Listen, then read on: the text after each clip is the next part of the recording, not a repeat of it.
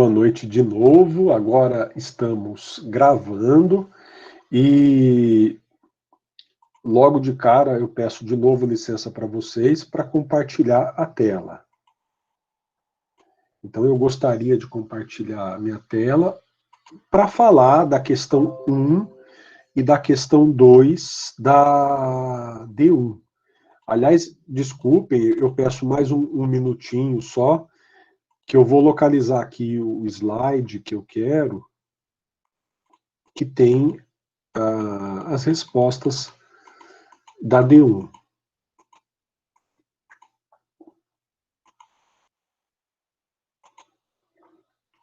Vamos lá, de novo. Eu dividi as questões da D1 em 2 espaços, né? Então, você tem 2 espaços para entregar a primeira questão da D1, da A1, e a segunda questão da A1. A primeira questão: quais são os efeitos do não envio do projeto de lei orçamentária no prazo legal? Primeira pergunta da primeira questão. E segunda: quais os efeitos da não aprovação da lei antes do próximo exercício financeiro? E aqui eu coloquei os limites, tá? No caso da turma de vocês, o índice de punição foi pequeno. No caso da outra turma para a qual eu leciono essa matéria, o índice de punição foi altíssimo. Eu não sei o que aconteceu, que as pessoas não leram o enunciado, o que é, para a faixa de vocês de progressão no curso, vocês já são alunos maduros, né? Vocês já têm uma maturidade no curso, vocês já têm uma maturidade no universo do direito. Não ler a letra da lei é uma aberração. Como é que você vai fazer uma petição sem ler a letra da lei? Ora, como é que você vai responder um trabalho sem ler a letra do enunciado? E aqui está claro, 3 ou 4 pessoas por grupo, não haverá correção se não forem 3 ou 4 pessoas, e 40 linhas. 2 pontos a menos se você extrapolar as 40 linhas. Ambas as situações foram ditas em sala de aula e estão escritas. Então, nós temos aí um primeiro problema, que não foi comum na sala de vocês. Insisto, não foi comum, não significa que não tenha ocorrido. Mas, se você não estava num grupo de 3 ou 4 pessoas, eu corrigi o trabalho, mas eu dei 0. Você consegue ver quanto que você tiraria? Mas eu lancei 0. Tá? Então, essa foi a primeira providência. Depois, atendendo a um pedido da outra sala, em que isso foi muito volumoso, eu fiz uma interpretação com base no espírito da lei. Por que houve a limitação de 3 ou 4 pessoas? Para impedir grupos de 5, 6, 7, 8 pessoas. Esse era o alvo, esse era o espírito da lei. Não era propriamente para atingir o que aconteceu. Quem tinha 2 pessoas no grupo ou quem fez sozinho. Se você fez sozinho, sozinha, ou em 2 pessoas e está com 0, posta lá no seu trabalho, fala, meu grupo tinha só 2 pessoas, não tinha 5 ou 6, que eu vou reconsiderar. Tá? Então eu estou fazendo uma interpretação teleológica da regra. Eu estou fazendo uma interpretação com base nos fins da regra. E como eu disse para vocês, a finalidade era coibir grupos de 5, 6, 7 ou mais alunos. Isso aconteceu. Nenhuma sala teve grupos com 5, 6, 7 ou mais alunos. Tá? Primeiro ponto, então, número de pessoas no grupo. Segundo ponto, número de linhas. Está mais do que claro que são... deixa eu compartilhar de novo com vocês, mas está categoricamente claro que são 40 linhas. E 2 pontos a menos. De novo, a outra sala, em que o volume de... A outra sala tem bem menos alunos que a sala de vocês, e houve um volume muito grande de problemas relativamente a essas regras. De novo, qual foi a interpretação que eu passei a dar depois de muita discussão no bom sentido, tá? Discussão de qualidade. A interpretação que eu passei a dar foi de 2 pontos a menos na soma das questões. Então, se você perdeu 2 pontos porque estourou o limite de linhas por questão, faça uma manifestação lá no CLES, na atividade, que eu vou descontar 1 ponto por questão, e não 2 pontos por questão. Tá? Então, eu atenuei, eu fiz, em ambos os casos, uma interpretação não literal, para tentar chegar ao meio termo, nem ignorar o que estava escrito, e nem simplesmente ficar preso à literalidade estrita, tá? Mas a questão de que eu falava perguntava 2 coisas. O que acontece se o executivo não envia, como estava lá no problema, o projeto de lei orçamentária, e o que acontece se ele não é aprovado pelo legislativo? É um projeto de lei. Quem tem a iniciativa é o chefe do poder executivo. E aí nós discutimos isso em sala de aula. Ambas as coisas. Se o projeto de lei não é enviado pelo executivo ao legislativo, o legislativo vai reapreciar o orçamento do ano anterior. Qual é o fundamento? Artigo 32 da Lei 4.320, que é a lei que traz diretrizes financeiras para o Estado brasileiro. Tá? Então, com base nesse fundamento, o que acontece se o Executivo de fato não enviar a proposta de orçamento? O Legislativo vai transformar em lei a lei anterior, vai reapreciar o que está na lei anterior. Ponto. Segunda questão, o Legislativo não devolve o projeto. Olha, havia uma previsão na Constituição de 67 e foi vetada uma previsão no artigo 6º da Lei Complementar 101 de 2000. O que sobra? A LDO, Lei de Diretrizes Orçamentárias, que é feita todo ano, antes da Lei Orçamentária Anual, traz diretrizes para o orçamento.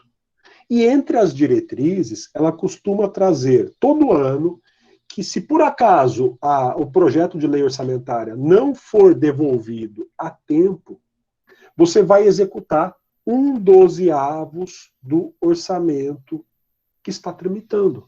Então, você vai dividir em 12 meses as receitas, em 12 meses as despesas, e vai executar 1 de 12 meses de cada uma das despesas.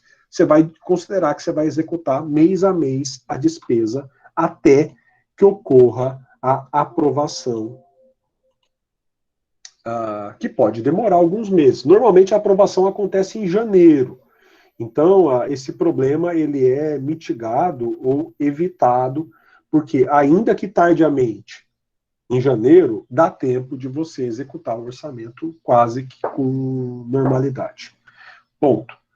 Primeira questão, portanto, temos essas 2 perguntas, essas respostas e a fundamentação que eu passei para vocês. Se houver alguma dúvida, usem aqui o chat, se manifestem, ou, eventualmente, já se manifestem lá no chat da questão 1. Vamos agora para a questão 2. Questão 2. Temos os mesmos limites aí embaixo, tá, pessoal? Não dá para dizer que não estão aí. Estão os mesmos limites. 2. A instituição do empréstimo compulsório por medida provisória atende aos critérios previstos pela Constituição Federal? Bom, qual é o ponto? A pergunta foi a criação de empréstimo compulsório por medida provisória. Durante a aula, eu falei para vocês que eu estava limitando a pergunta. Eu não falei sobre empréstimo compulsório genericamente com vocês. Eu só abordei essa questão durante a aula. E era essa a pergunta. Eu não perguntei se a criação de empréstimo compulsório respeita a Constituição. Houve alunos que olharam para cada um dos requisitos da Constituição para concluir que a instituição do empréstimo compulsório foi lícita. Não foi isso que foi perguntado. A pergunta está voltada ao empréstimo compulsório criado por medida provisória. E aí eu vou achar aqui o slide. E aí, pessoal, o que você tinha que analisar, o que você tinha que responder para mim? Artigo 148. A União, mediante lei complementar, poderá instituir empréstimos compulsórios. Olha, eu não estou analisando essa parte do 148. Eu só perguntei se o empréstimo compulsório pode ser criado por MP, medida provisória. Lei complementar é diferente de lei ordinária. A lei ordinária tem força de medida provisória, ou, dizendo melhor, a medida provisória tem força de lei ordinária. A medida provisória não tem força de lei complementar. O que eu queria que você dissesse? Que o requisito para a criação de empréstimo compulsório é a lei complementar. E que se eu crio um empréstimo compulsório por medida provisória, eu não respeitei o requisito da lei complementar. A medida provisória não tem a mesma força que a lei complementar. Olha, muitos não, alguns erraram porque não focaram na medida provisória. Eu só perguntei isso, pessoal. E o que vocês deviam ter respondido era isso, tá? Eu imagino que esses sejam os comentários que eu gostaria de fazer para vocês sobre A1 e A2 da A1. Eu não vou falar aqui, nesse momento, da A2. Já sugeri para vocês que perguntem para o professor de filosofia, posto que ele que vai fazer a correção. Então, ao invés de eu falar para vocês, de eu trazer os critérios aqui, é melhor vocês conversarem com ele. Ele que vai corrigir essas atividades na sala de vocês, tá? Alguma coisa da A1, obviamente, aquelas questões que eu falei, desconto de nota ou perda de nota, manifestem-se no chat lá da questão que vocês enviaram. Olhando para a questão também, o grupo, aquele que enviou, consegue saber quais foram os itens de desconto, tá? Grande parte de quem perdeu nota, sobretudo na segunda questão, perdeu porque não trabalhou a questão da medida provisória, tá? Não enfrentou essa questão da lei complementar e da medida provisória. Bom, se ninguém se manifestar, eu vou falar agora da D1. Então, eu quero fazer os comentários da D1.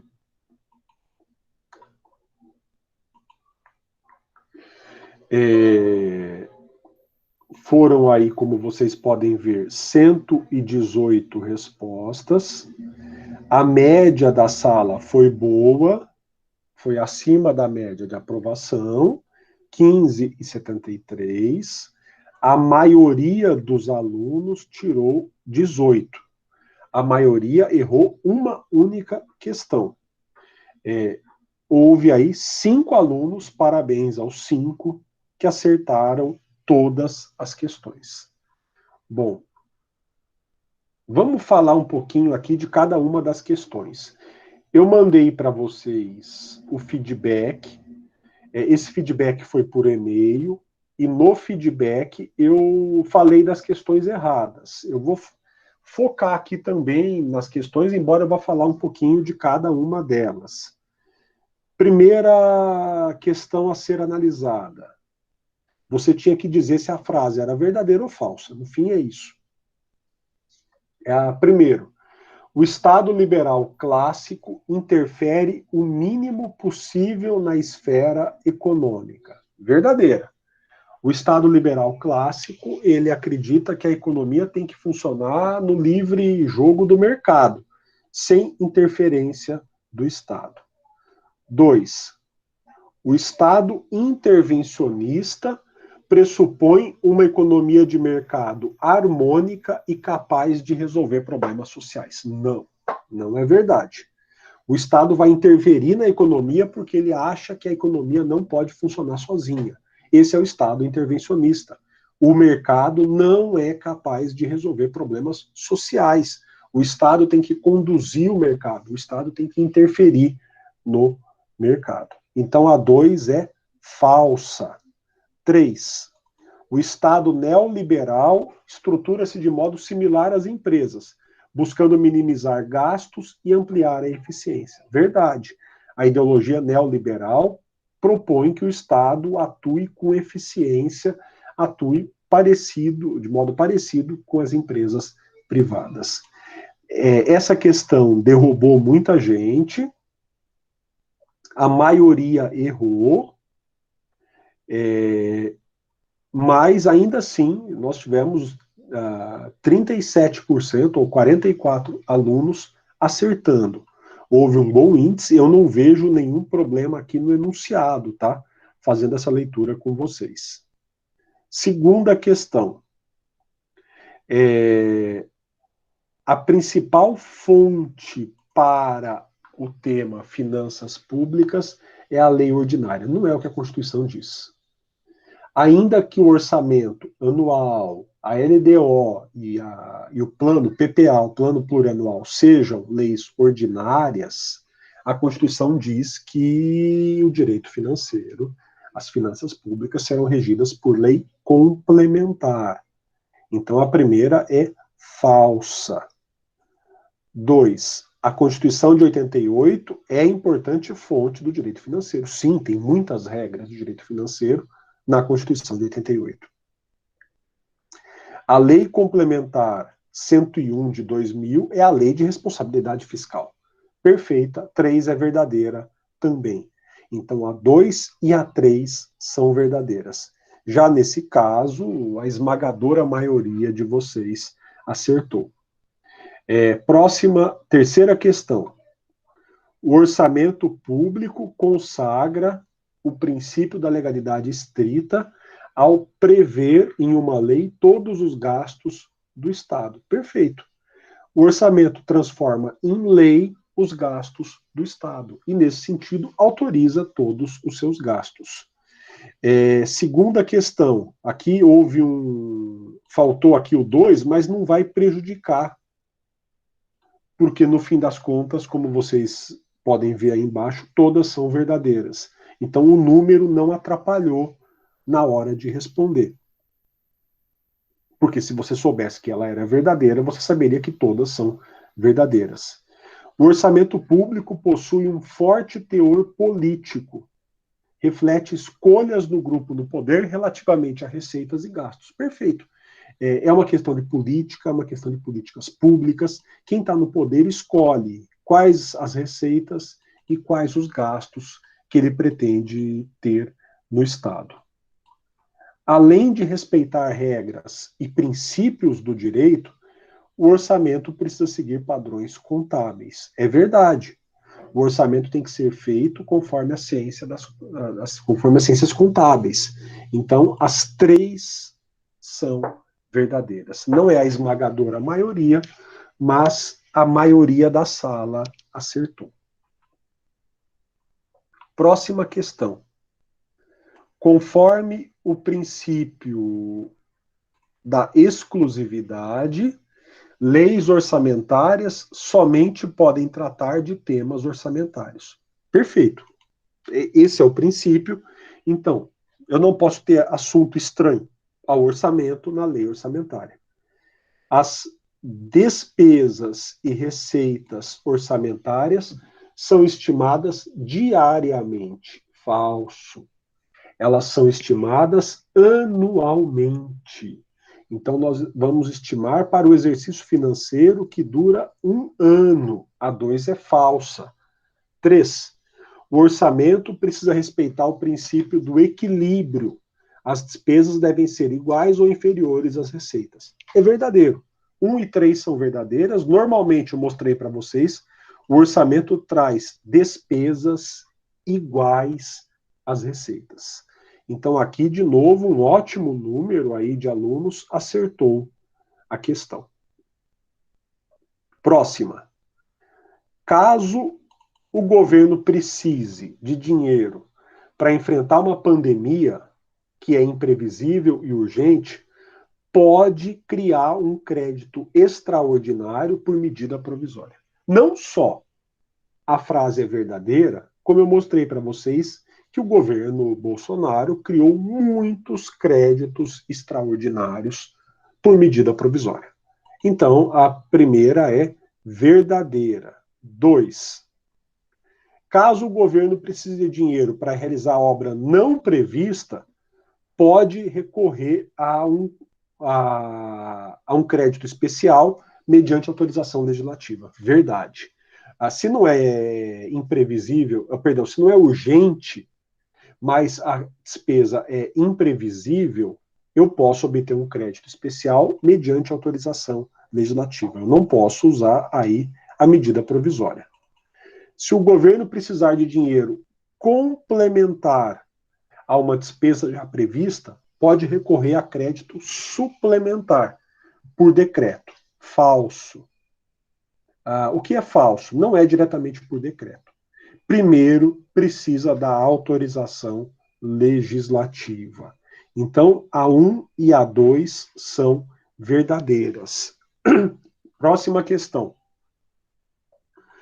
O plano plurianual é uma lei que contém o planejamento para os próximos 4 anos. Verdade. O PPA é um planejamento para 4 anos.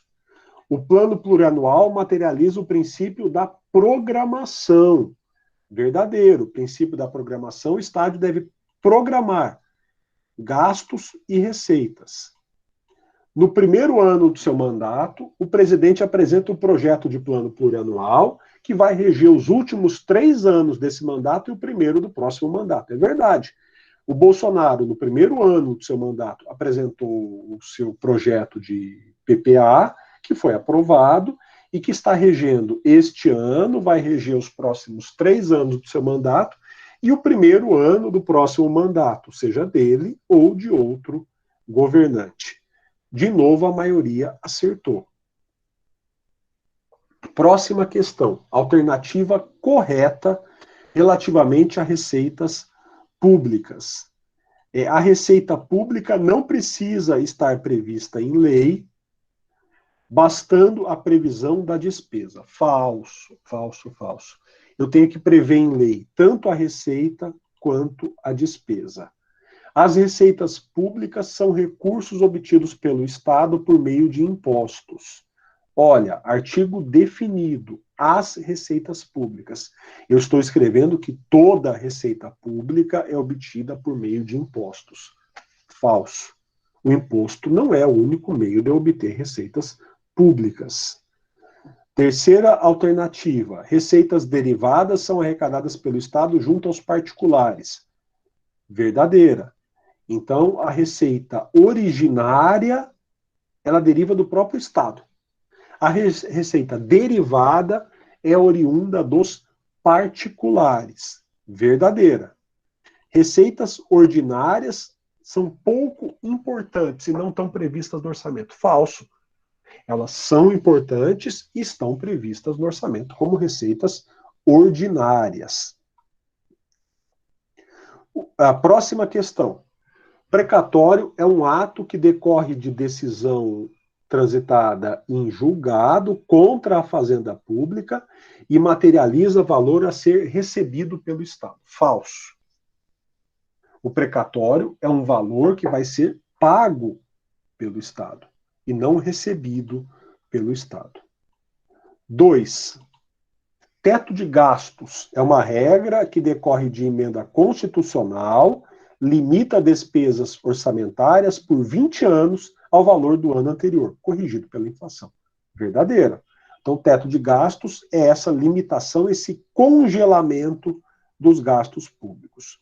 Já o contingenciamento é a limitação de determinada despesa que decorre do não cumprimento de metas de receita.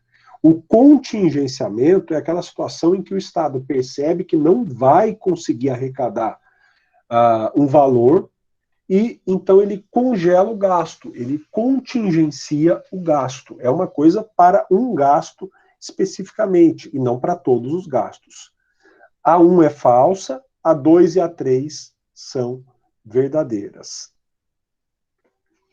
Questão seguinte: empréstimo compulsório é um crédito involuntário, porque o particular tem que ceder o dinheiro. É verdade. O empréstimo compulsório, embora se chame empréstimo, ele é obrigatório. A pessoa tem que emprestar o dinheiro para o Estado. 2. Título da dívida pública é forma involuntária de crédito. O particular é obrigado a adquiri-lo. Falso.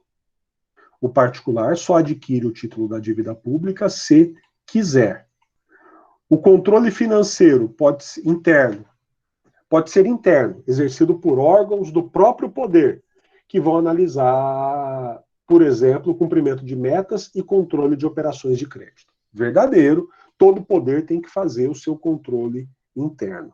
Esmagadora maioria de vocês marcou que a 2 era falsa. Última questão, nós temos aqui 3 processos, tá? Então, a receita. Quais são as fases da receita? Previsão, eu vou prever uma receita. Lançamento, eu vou materializar aquela receita. Então, eu vou transformar aquela previsão numa quantia que uma pessoa vai ter que pagar para o Estado. Arrecadação, eu vou cobrar daquela pessoa a quantia que ela tem que pagar. E recolhimento, eu vou guardar nos cofres o que foi arrecadado. Fases da despesa. Empenho, eu prevejo uma despesa determinada. Liquidação, eu verifico a quem eu pago, quando eu pago, quanto eu pago. E aí eu pago. Última fase da despesa pública. O orçamento, seu ciclo. Iniciativa, o Poder Executivo envia o projeto, o Legislativo aprecia, o Executivo sanciona o que foi apreciado pelo Legislativo, manda publicar, o orçamento é executado e controlado. Então, tivemos aí um bom índice de acertos também dessa última questão. Bom, aqui, perfeito. Foi só um alerta aí da câmera ligada. Lucas, quer falar alguma coisa? Sim, pela minha prova eu teria errado a questão 1 e essa questão, a última 10. O que eu caí assim, o meu erro foi na terceira ser verdadeira, porque aí a sequência está certinha, só que olhando o seu slide, na página 88, né, eu fui dar uma conferida, e aí no meio disso tem emendas. E aí eu falei, mas a emenda fica dentro da apreciação do legislativo, ele coloca emenda, né, se eu não me engano, e aí já manda para sanção o veto e tal, algo assim. Eu pensei nisso. Só que olhando aqui o slide, eu vi que emendas estavam um bloquinho separado. E aí isso acabou me confundindo na resposta, porque não tem emendas na alternativa C. Eu considerei lá naquela questão do fluxo, Lucas, que a emenda está dentro da apreciação do legislativo. Então, Sim, é o momento em que ele pode apresentar as emendas, e uma vez apresentada a emenda e votada pelo legislativo, virou lei. uhum. E aí vai para a sanção presidencial. Então, eu pensei nisso, né? Mas eu falei, olhando aqui aqui no slide que você mandou, como estava separado, eu falei, será que é separado ou se é junto? Eu acabei Claro, colocando claro. separado. E aí eu coloquei falsa, né? Porque eu falei, talvez seja a questão, talvez seja falsa porque não tem emenda. Claro. Eu lamento que tenha gerado esse equívoco aí para você, mas de fato ela ocorre dentro da fase de apreciação pelo legislativo. Sim, sim, de fato. Tá bom, professor. Obrigado. Imagine. Pessoal, então, essas eram as palavras que eu, por dever, queria trazer para vocês, ainda que eu tivesse feito o envio do feedback da D1, né? Eu achava importante trazer isso para todas e todos. Se não houver mais nenhuma dúvida, eu que agradeço, Denise. Ficou um pouco tarde, né? Eu imaginava falar com vocês já na semana passada, mas calhou de ser a semana de feriados, né? Então ficou um pouco tarde. Isso tem os prós e contras, né? Eu quero retomar a matéria, então. Se não houver mais nenhuma questão, mais nenhuma situação, eu insisto, Lucas, e demais colegas, né? Usem, então, o mural e, especificamente, se forem casos ligados a A1, questão 1, A1, questão 2, usem o fórum da própria questão, tá? Vou para o meu material, então, acatando aí a fala da Denise, né? E também o que eu tinha previsto. Deixa eu só me localizar de novo aqui no material. Nós vamos entrar, então, agora no estudo mais pormenorizado do direito tributário. Vocês têm 3 disciplinas de direito tributário. A minha, pela metade, é a primeira delas, né? Então, são 2,5. 2 disciplinas e metade de outra. A minha disciplina tem um foco específico, que é o direito constitucional tributário. Depois vocês têm uma continuidade do direito tributário e a terceira disciplina é prática. Então vocês vão ver na prática tudo o que aprenderem na teoria aqui comigo e com o próximo professor. Neste meu caso específico, eu tenho, pelo programa, um itinerário a cumprir com vocês. Eu, já na aula de hoje, vou apresentar uma introdução histórica. Eu fiz um preâmbulo na última aula teórica. Vou apresentar uma introdução histórica e depois eu vou falar de tributo. Então a gente vai definir o tributo e vai falar dos tipos de tributo: imposto, taxa, contribuição, contribuição de melhoria e empréstimo compulsório. Tá, então, nós vamos falar de tributos, vamos trazer noções, classificar os tributos, e dentro da classificação a gente termina falando das espécies tributárias. Na sequência, vamos falar das fontes do direito tributário e da competência tributária. Aí, nós vamos falar das limitações ao poder de tributar.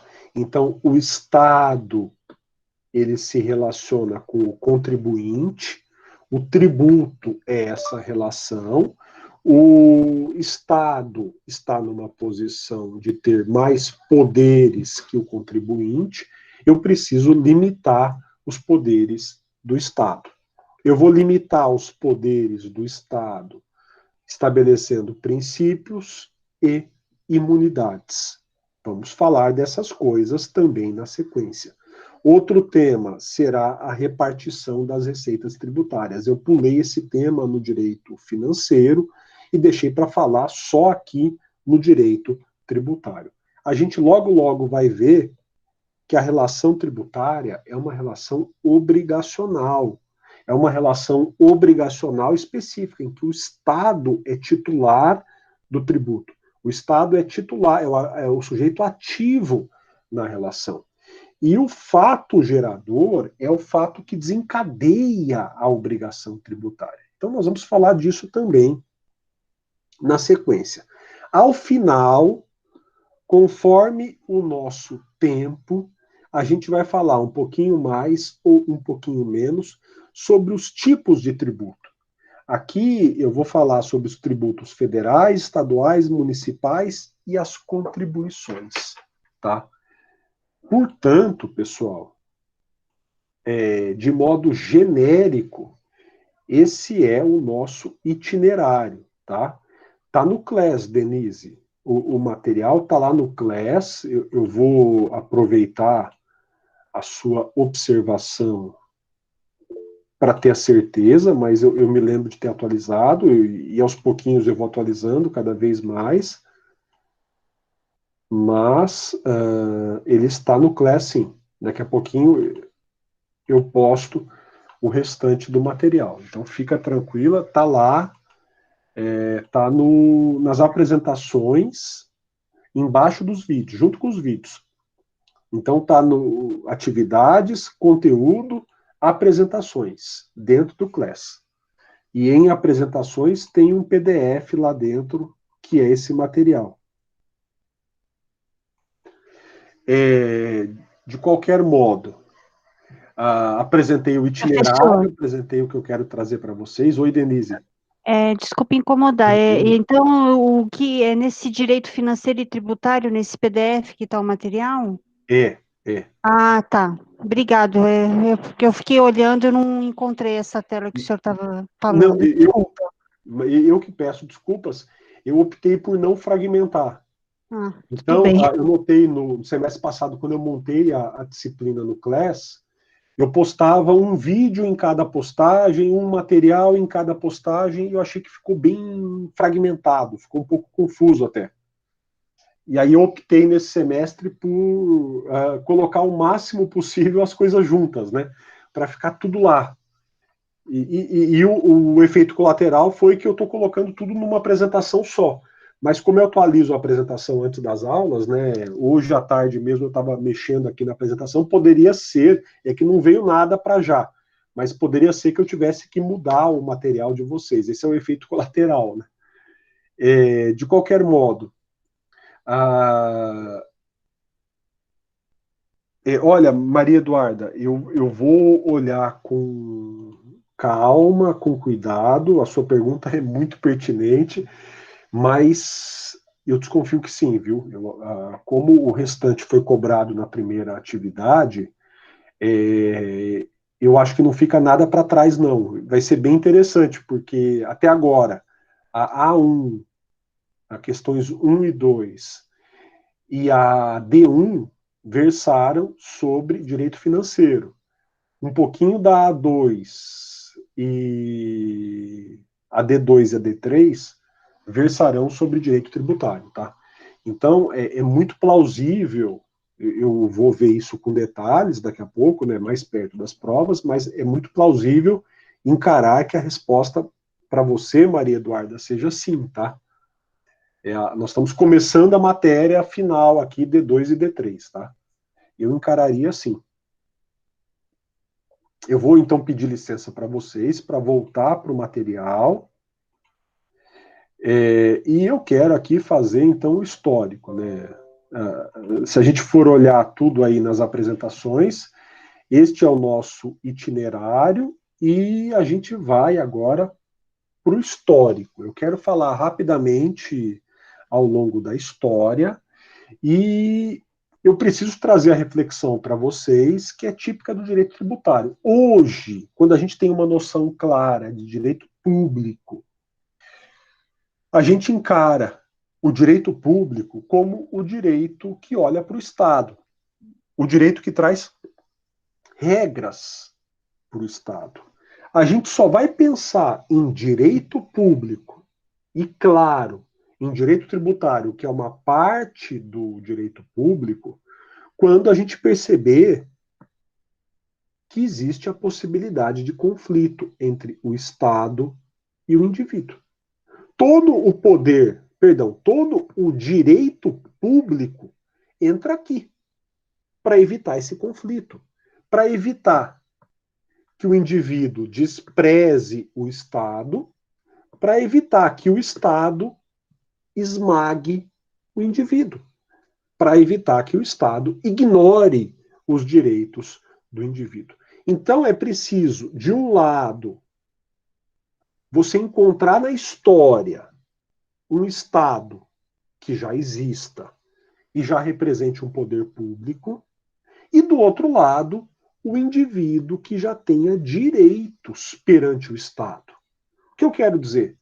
Eu não vou falar em direito público, nem em direito tributário, se o Estado é absolutista e faz o que quiser do indivíduo. Como eu não vou falar de direito público nem de direito tributário se houver uma anarquia, em que os indivíduos simplesmente não prestam contas a ninguém, a não ser a si próprio.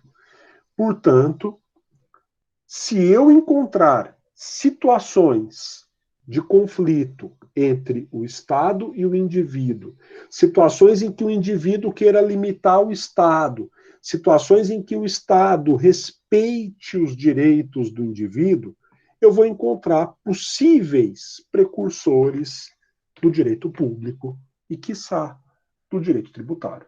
Tá? Então, eu tenho que ter isso em mente. E olhando para a história, eu tenho situações remotas em que há algum vestígio de direito tributário. Então, só para ficar bem claro, tá, pessoal? O que eu estou querendo dizer para vocês? O que é o direito tributário nosso? A gente vai ver que o tributo é uma relação entre o contribuinte e o Estado. O direito tributário aparece nessa relação.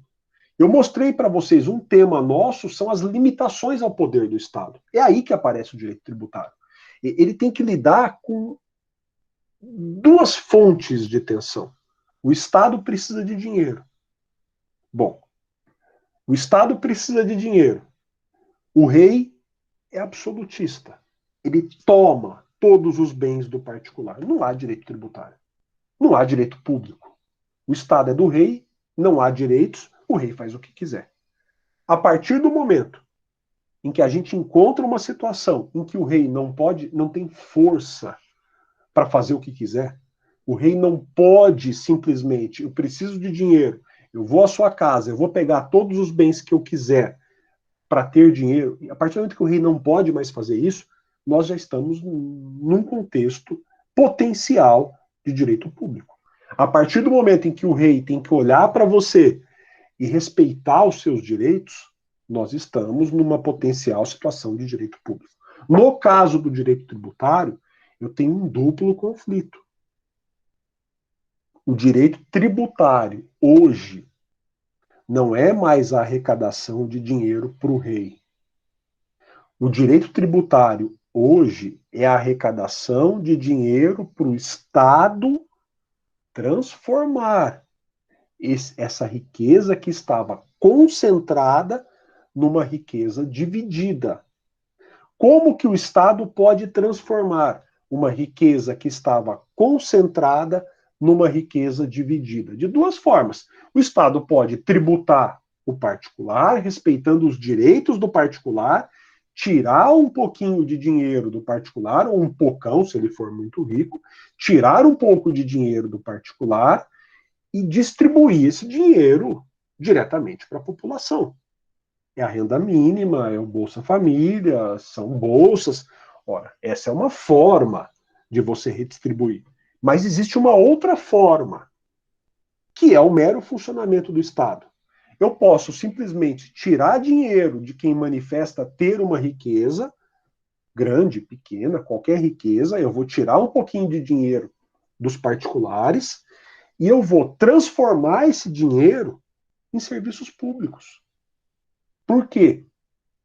Se eu presto para a sociedade serviço de educação, serviço de saúde, se eu construo casas populares, boas, de qualidade, se eu presto serviço de transporte gratuito para a população ou a um preço muito baixo, o que eu estou fazendo?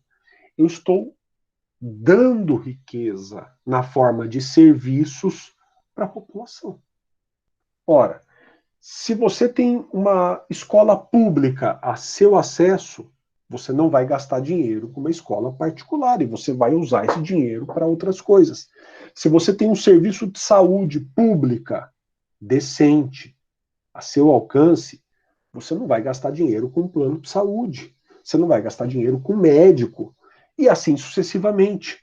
Então, o direito tributário, de um lado, tem o dever de extrair a riqueza que está concentrada nas mãos de poucos e transformar numa riqueza diluída para muitos. Porém, o Estado não pode cumprir essa função redistributiva simplesmente apagando os particulares. O Estado não pode simplesmente chamar a nave-mãe e mandar os bilionários do Brasil embora e ficar com o seu patrimônio, posto que o Estado precisa respeitar os direitos dos indivíduos. É nesse momento que nós vamos falar de direito tributário. É no momento em que ele está entre esses dois polos. Então, pessoal, olhando para a história, nós podemos encontrar algumas situações de limites ao poder do rei. Exemplo, num dado momento, na Babilônia, foi criado um tributo para a guerra, em Lagash. Olha, os funcionários do rei coletaram valores e bens à força e a sociedade reagiu com uma rebelião. Nós temos aí uma reação que é uma reação precursora da reivindicação do direito tributário. O que o povo está dizendo? Rei, você não pode fazer isso. Você tem que respeitar os nossos direitos. Nós temos bens que são nossos. Eles não são seus. Você não pode colocar soldados aqui para tomar os meus bens. No Egito, nós temos uma outra coisa. Havia um sistema tributário, o faraó arrecadava dinheiro para fazer as pirâmides, para fazer as obras, para ficar rico, e o funcionário do faraó que cuidava da arrecadação era o escriba.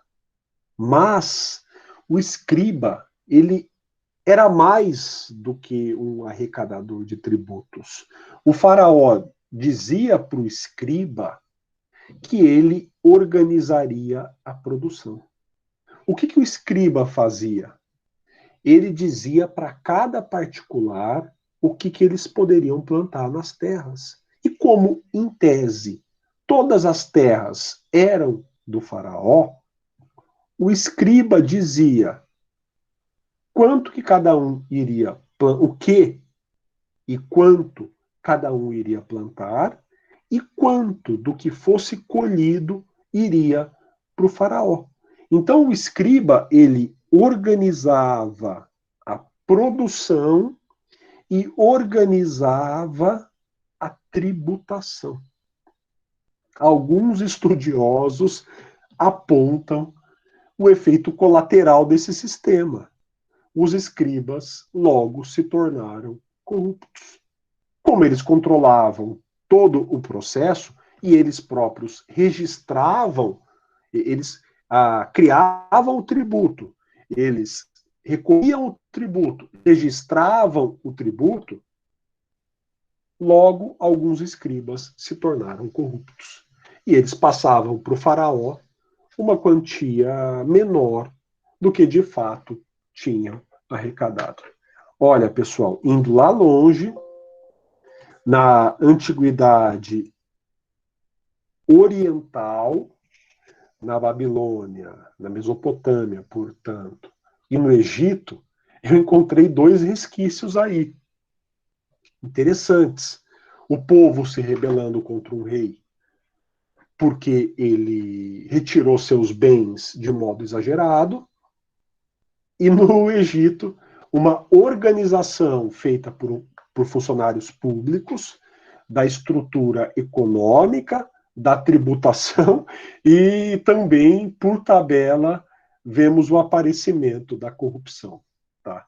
Então, esse é o panorama. Só alguns resquícios aí que eu achei interessante compartilhar com vocês. Mas vamos avançar mais um passo e vamos falar um pouquinho da antiguidade clássica. Na Grécia, nós já temos aí alguma noção mais desenvolvida de Estado. Nós temos Atenas, por exemplo, desenvolvendo a noção de democracia, a ideia de que o Estado não pode tudo, ele tem que respeitar os direitos dos súditos, e especificamente era comum que é importante lembrar que na Grécia não havia um Estado grego. Cada cidade era um Estado, e cada cidade era independente das demais. Era comum que as cidades criassem tributos para a guerra.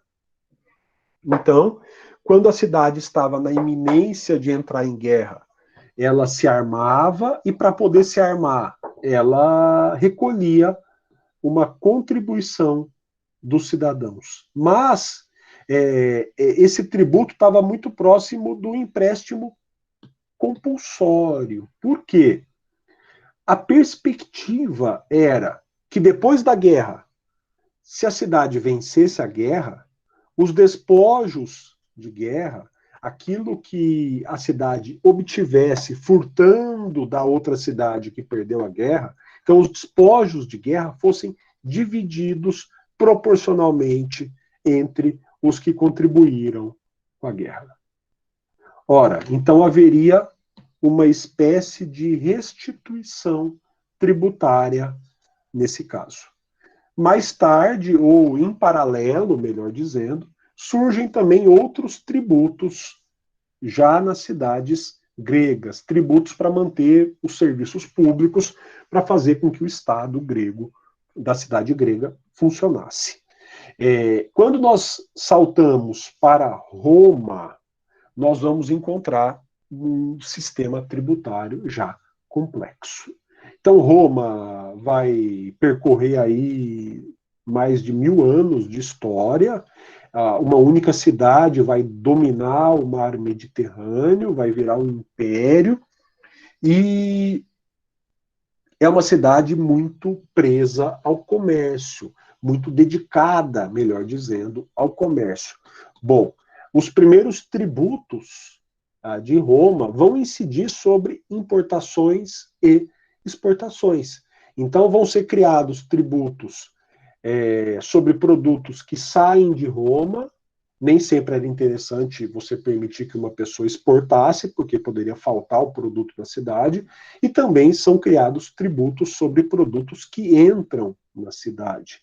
E, às vezes, também não é interessante permitir que qualquer produto entre na cidade, porque isso pode prejudicar a economia interna. Também vão surgir tributos sobre o consumo, então o Estado vai cobrar um valor sobre o produto consumido, e também haverá um tributo per capita. Cada cidadão vai pagar um tributo, então um tributo por cabeça, você vai pagar um X por ser cidadão de Roma, e em troca o Estado vai prestar alguns serviços para vocês. O Otávio Augusto, o primeiro imperador, né, no sentido que o termo vai assumir, o Otávio Augusto vai criar um amplo e complexo sistema tributário em Roma, além dos tributos que eu citei ele vai criar muitos outros tributos sobre heranças, por exemplo, sobre escravos. Então haverá muitos tributos nesse sistema romano. Nós temos aí, então, uma civilização complexa do ponto de vista jurídico. Grande parte do nosso sistema de direito privado foi inventado por Roma, então já há mais de 2.000 anos, há quase 3.000 anos do passado.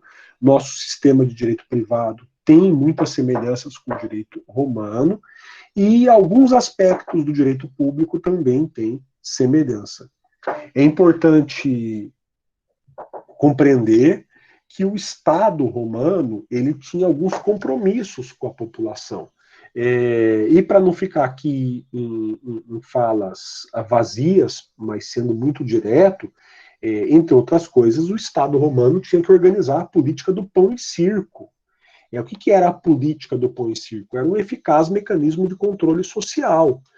O Estado romano precisava organizar shows, corridas, disputas de gladiadores, e isso custava dinheiro. E também precisava dar comida para a população. Por quê? Porque o imperador logo percebeu que, mantendo a população feliz no circo e bem alimentada, ele teria uma população que não se revoltaria. Então, isso foi um eficaz mecanismo de controle social. E, para fazer isso, o Estado romano precisava de dinheiro. Além, claro, da necessidade de manter o vasto império que tinha. O Estado romano construía estradas impecáveis. Existem estradas que até hoje estão lá em condições razoáveis na Europa, dá para viajar a pé por elas, por exemplo. Havia um sistema de mensageiro ligando o império, e havia um exército romano, que era enorme. Olha, o Estado romano precisava manter tudo isso. Para poder manter tudo isso em funcionamento, era indispensável que ele coletasse tributos. Então é natural você esperar que em Roma houvesse um sistema tributário complexo, tá? Avançando, a gente vai para a Idade Média, tá? E na Idade Média, sobretudo na fase intermediária da Idade Média, sobretudo na fase marcada pelo feudalismo, há uma fragmentação do Estado. Então nós temos uma situação muito diferente do que a de hoje. Se a situação de Roma era razoavelmente parecida com a de hoje, a situação feudal era bastante diferente. Por quê? Porque o rei ele foi obrigado a dividir o seu território em feudos. Ele conservou um feudo para si, mas ele distribuiu os outros feudos para nobres.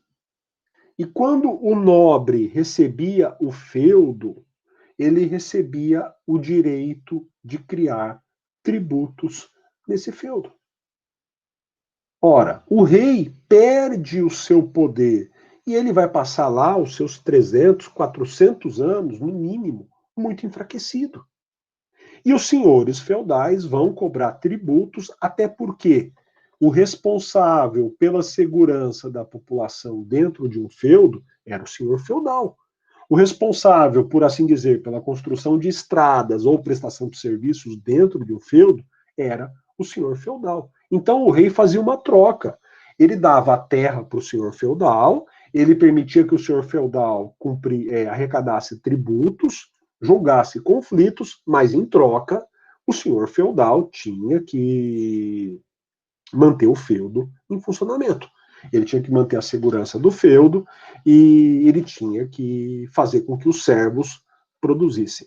Então, nós temos uma diluição da capacidade de cobrar tributos e de criar tributos. E a própria igreja vai se beneficiar disso. A igreja é uma latifundiária também, e ela vai cobrar o dízimo sobre os camponeses dos seus latifúndios. Então a própria igreja vai cobrar o dízimo compulsório. E o que marca esse sistema é a desigualdade entre as pessoas. Nem todos pagavam tributos. Quem pagava tributo? Quem era plebeu. Quem não é nobre e quem não é religioso paga tributo. Quem é nobre não paga tributo, quem é religioso não paga tributo. Então o padre não paga tributo. E quem é plebeu? O servo e o comerciante, por exemplo, entre outros. Claro, quem vai se revoltar? O comerciante. Mas são esses que vão pagar os tributos. E há vários tributos. O servo vai ter que pagar o tributo para poder usar a terra. Ele está habitando uma terra que, em tese, é do nobre. Tudo bem que ele está há 600 anos nessa terra, mas a terra continua sendo do nobre. E ele, para poder continuar morando lá, tem que pagar um tributo sobre o uso da terra. Então, tudo que ele plantar, tudo que ele colher, vai ter que ser dividido com o senhor. Muitas vezes, para você poder transitar, então imagine uma estrada que passa por vários feudos. Para você poder levar produtos de um feudo ao outro, você vai passar por vários senhores e eles vão cobrar tributos de circulação de produtos. Ainda, para você manter as relações entre os senhores, você pode cobrar tributos, então, para prestar segurança, por exemplo. E, por fim, só de você passar por uma estrada, por uma ponte ou por um porto, você pode ser obrigado a pagar pedágio. Pagar para quem? Para os senhores feudais. Então, é uma situação muito diferente da nossa, porque você pode se deparar num limitado espaço de terra com a existência de muitos tributos diferentes. E isso vai ser um caos. Logo, né, depois de alguns séculos, quando o comércio se tornar forte nas cidades, então os burgueses, aqueles que habitam os burgos, vão apoiar o rei para reunificar o território. Então, em muitas situações, o rei vai se fortalecer graças ao amparo dos comerciantes que não estavam suportando ter que pagar tantos tributos diferentes para a prática do comércio. Porque se você cruza 10 ou 15 feudos, imagine que a França fosse composta por 20 ou 30 feudos e que numa viagem você passasse por 10 feudos. Talvez você tivesse que pagar 10 pedágios diferentes para transitar pelas terras de 10 nobres diferentes. Os comerciantes não toleravam mais isso. Eles vão passar a apoiar o rei, porque na lógica deles é melhor ter um rei na França inteira que vai cobrar um tributo na França inteira do que eu ter 10 nobres no meu caminho cobrando tributos diferentes. E o que é pior, às vezes os nobres adotavam padrões diferentes de peso e eles tinham até moedas próprias. Então, isso era um horror para o florescimento do comércio, para o fortalecimento da economia em países como a França. Tá? Ora, na Inglaterra, há uma situação muito interessante. O rei inglês, Guilherme o Conquistador, é um rei que vem de fora da Inglaterra com seus homens e conquista a Inglaterra. Há o confronto entre os bretões e os saxônicos. E os saxônicos conquistam a ilha da Bretanha. Então, o rei inglês é visto como um conquistador. Quando o rei inglês conquista a Inglaterra, ele passa a querer cobrar tributos dos nobres ingleses. E os nobres se unem e se revoltam. E eles escrevem a chamada Magna Carta de 1215. A Magna Carta traz algumas regras que foram criadas pelos nobres para limitar o poder do rei. Entre outros limites, há limites tributários que são impostos ao rei. Olha só essa previsão. Não lançaremos taxas ou tributos sem o consentimento do Conselho Geral do Reino. O que os nobres estão falando? O rei só pode criar tributos com o consentimento do Conselho Geral do Reino. Essa previsão da Magna Carta talvez seja a expressão mais bem acabada do direito tributário que vai ressurgindo na história após o período romano. Porque, como eu disse para vocês, o contexto feudal é muito confuso para os parâmetros de hoje. E aí eu tenho nitidamente um grupo de pessoas, ainda que nobres, então não dá para confundir as coisas. A Magna Carta de 1215 é um documento feito por nobres, não é pelo povo, não é pelos comerciantes, são nobres ingleses, e ela está trazendo uma clara limitação ao poder do rei, como eu disse, que é um invasor. É importante dizer também que muitas vezes a Inglaterra é vista como um país sem Constituição. Outros consideram que a Constituição inglesa é justamente esse documento, a Magna Carta de 1215. Então, ela é um documento muito importante para o sistema jurídico da Inglaterra. Bom, dito isso, eu avanço na história inglesa mais alguns séculos e chego à Revolução Gloriosa de 1689. 100 anos antes da Revolução Francesa, há uma revolução na Inglaterra e o parlamento resolve expulsar o rei inglês e convidar o marido da princesa da Inglaterra, que era holandês, que é o Guilherme de Orange, para se tornar o novo rei da Inglaterra. Então, o parlamento deixa claro que quem manda na Inglaterra é ele. E ele impõe o limite definitivo à autoridade do rei. Claro, de 1215 para 1689, nós temos o período Tudor, em que o rei se torna absolutista. Então, o rei inglês vai passar um período aí de 200 anos, talvez, absolutista, e ele vai perder, antes dos outros reis, os poderes absolutos. Entre outras coisas, a Revolução Gloriosa deixa de herança um segundo documento fundamental no direito inglês, que é o Bill of Rights, é a Carta de Direitos. Olha, no Bill of Rights há uma previsão também muito importante para essa história do direito tributário.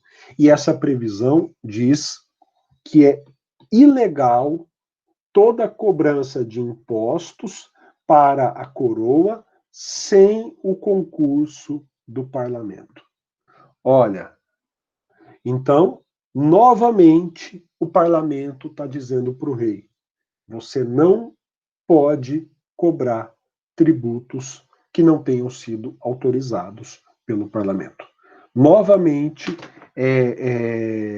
a ideia que nós chamaríamos hoje de princípio da legalidade.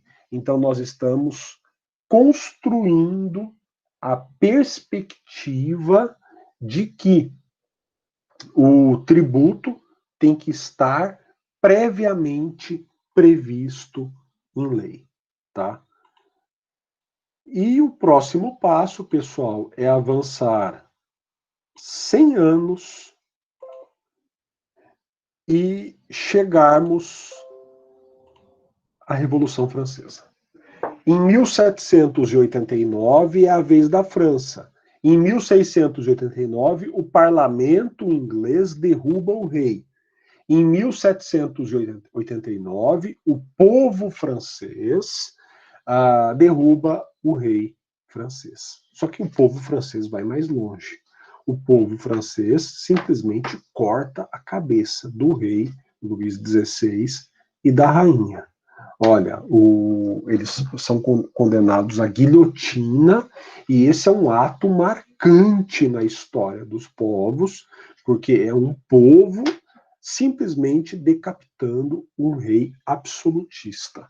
Bom, nesse contexto, em 1789, antes ainda da condenação do rei, os franceses publicam a Declaração dos Direitos do Homem e do Cidadão.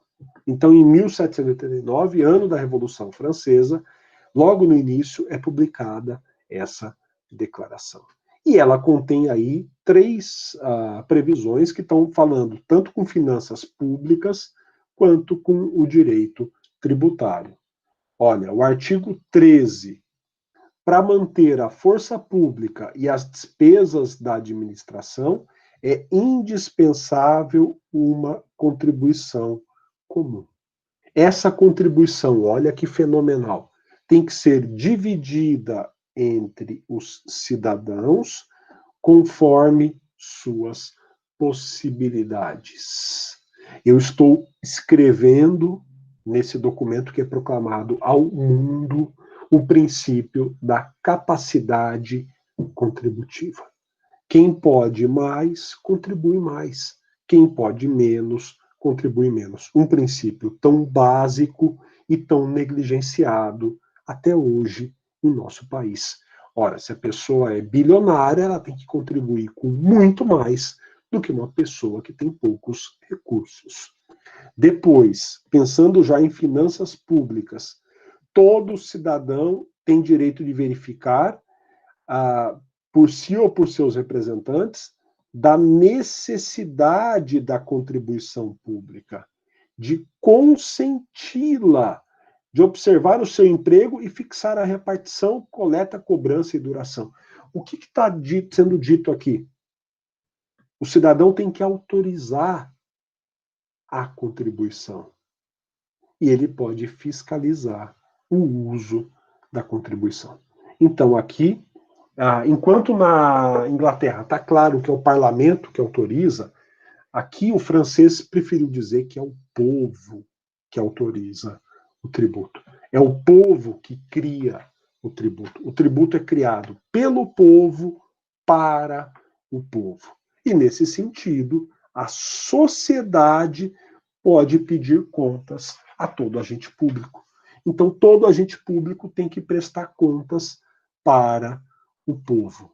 É fantástica a previsão da Revolução Francesa. Eu insisto, na Inglaterra a gente sempre fica com a perspectiva de que nós estamos falando do nobre. É o nobre que controla, é o nobre que está no parlamento, é o nobre que cria tributos. Na França, eu não tenho essa impressão, não. Na França, o que está escrito é que é o povo que cria o tributo. Claro, por meio dos seus representantes, verdade. Mas é o povo que está criando. É o povo que fiscaliza a arrecadação e o uso dos tributos. Então, esse é um marco. Primeiro marco que eu falei para vocês, de 1789, a ideia da capacidade contributiva. O que é o espírito do direito tributário? Eu vou tirar de quem tem mais e prestar serviços para quem tem menos. Eu vou tirar de quem tem mais e vou dar para quem tem menos. Ora, então quem pode perder mais tem que contribuir com mais. É o espírito da capacidade contributiva. E a ideia de que o povo é o titular dos direitos, né? Então, essa perspectiva francesa é simplesmente fantástica. Bom, dito isso, eu venho rapidamente para o Brasil. Eu digo rapidamente neste momento, porque estamos fazendo um rápido histórico, mas eu vou ficar aqui em 88 e vou falar do Código Tributário Nacional até o fim do ano. Bom, olhando para o Brasil, o que eu vejo? Então, primeiro que o Brasil tem aí várias constituições ao longo da história. O Brasil é mais parecido com a França do que com os Estados Unidos. A Constituição americana é a mesma desde a independência. No caso francês, já houve algumas constituições ao longo da história, talvez não tantas quantas no Brasil. No Brasil, nós temos a Constituição de 1824 e a Constituição de 1891. Então, a Constituição do Império e a primeira Constituição da República. Elas trazem alguns artigos espalhados que falam de tributos. Nada mais.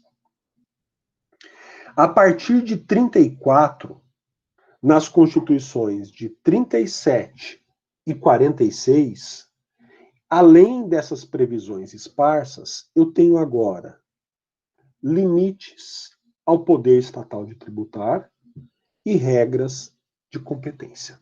Então, eu vou dizer quais são os tributos do município, do estado e da União. Em 1965, é aprovada a Emenda Constitucional 18. Ela modifica a Carta de 46 e cria o Sistema Tributário Nacional. Pessoal, essa emenda é enorme. Ela é uma emenda muito grande e traz grandes modificações tributárias para a Constituição de 46. Nesse bojo, em 1966, é aprovado o Código Tributário Nacional. Quando você lê o Código Tributário Nacional, ele faz referência à Emenda 18. Então, o Código Tributário Nacional de hoje, ele foi publicado em 1966, o que está válido e vigente até hoje.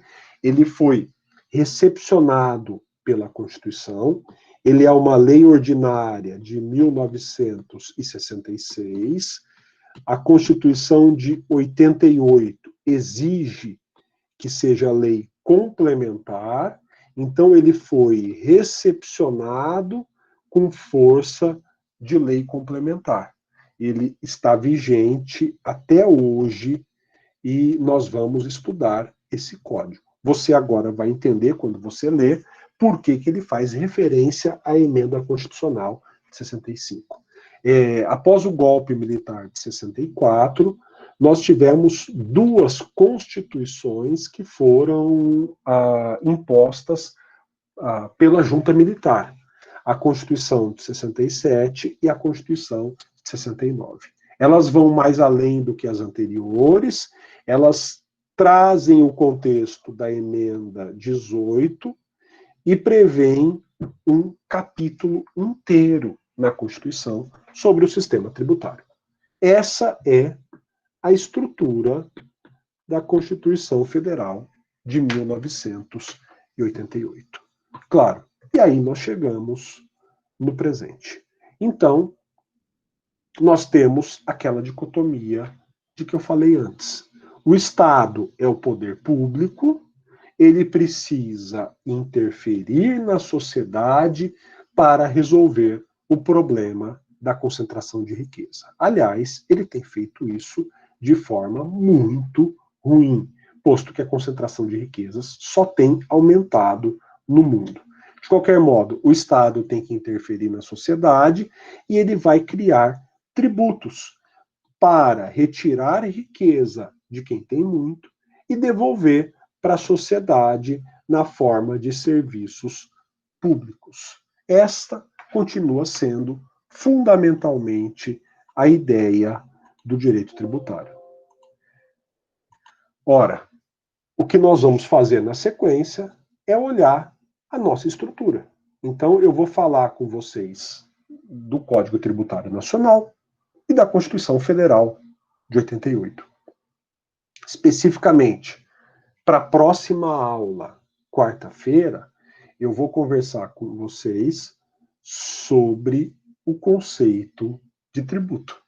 Ora, nós estamos falando de direito tributário. A primeira pergunta, então, que eu tenho para fazer para vocês é: o que é tributo? Esse será o tema de nossa próxima aula.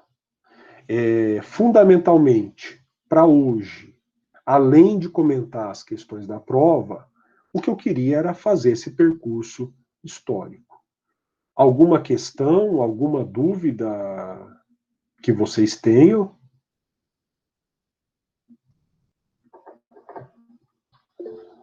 Se não, obrigado pelo feedback, né? O percurso, o itinerário, aí o caminho que eu queria fazer era esse.